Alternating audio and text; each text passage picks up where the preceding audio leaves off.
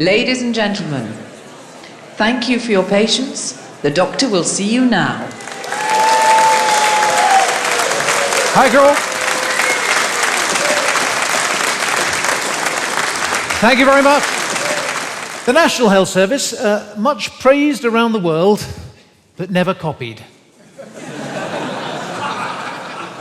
Bit of a clue there, do you not think? £105 billion a year goes into it, and it's still no safer than bungee jumping. It's not actually that bad. There are lots of worse health services across the world, but I have a bit of a rant every now and then. I write for Private Eye under a pseudonym. Unfortunately, everyone knows who I am, but I try to hide under my pseudonym.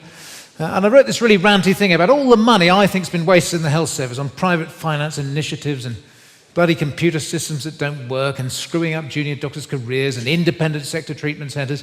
And I reckon about, £30 billion is wasted. And I got really ranty about this. It was pretty unpleasant about various health secretaries. 2 days later, I get an invitation to come up to the Department of Health to meet the health secretary and the senior Department of Health figures to discuss my concerns. And it's interesting, there's a big difference between hiding behind your laptop and just typing away under a pseudonym, being really rude about it. And you get closer to Whitehall, you get closer to the corridors of power, you get closer to these really feral politicians. And I lost my nerve a bit, I have to say. And I got up to Whitehall, I got up to Richmond House, which is where the Department of Health is, and I got in the door, and my bowels got the better of me. And I needed to find the toilet. And it's a bit of a rabbit warren in there, and I'm walking around the Department of Health, and I find the gents. And I'm squatting down on trap number 4, dropping the kids off at the pool. It's a medical term.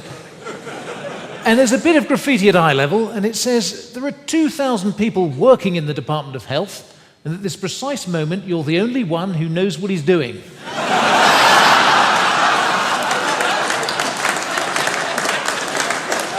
So I think the best thing we could do with the NHS is kick out the politicians. What do you think?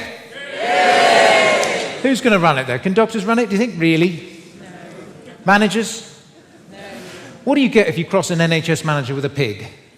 Nothing. There are some things even a pig won't do. She's a very cheap gag, and also most doctors are managers now, so it's not really a fair gag. But we do have problems with the NHS. I now work in general practice, and I have to say, I find it bloody confusing. All those drugs. I was sitting in my surgery the other day. I was sitting in my surgery the other day doing the repeat prescriptions. You know the repeat prescriptions? This bloody huge pile of repeat prescriptions. Half the patients I don't know, half the bloody drugs I've never heard of, to be honest. The only thing that makes it safe is the computer. The computer picks up all the adverse events. If anyone ever tells you, in general practice, the computer is down, get the hell out of there now. It is the most dangerous place on earth.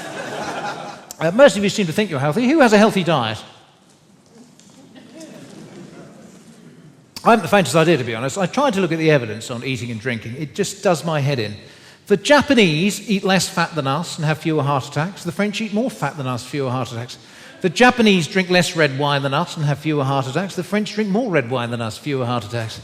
In fact, you can eat and drink what you like. It's speaking English that kills you.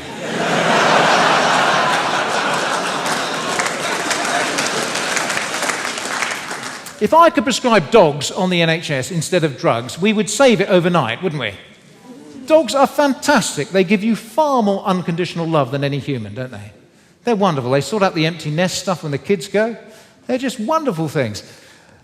Dogs, I don't know, dogs, if you cuddle a dog, your blood pressure goes down. A dog will reduce your cholesterol by eating your food.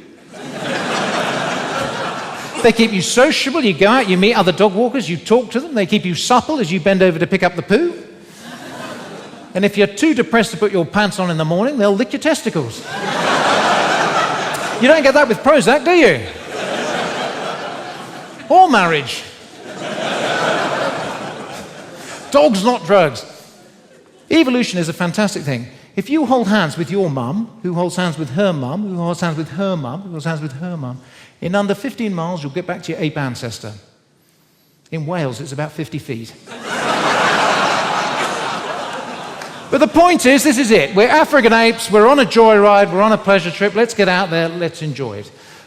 However, if you do get sick, and I would recommend copies of my books, They're in the foyer afterwards. Thank you. You've been an absolutely delightful audience. Anyone have any questions?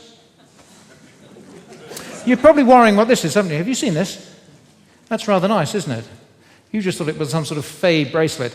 This is my charity bracelet. It's very interesting. You know when you become a minor celebrity, when people ask you to represent their charity. And there's a pecking order amongst celebrities. Madonna is like breast cancer or something like that. Camilla, I think she's osteoporosis. Can you guess what I've got? Herpes.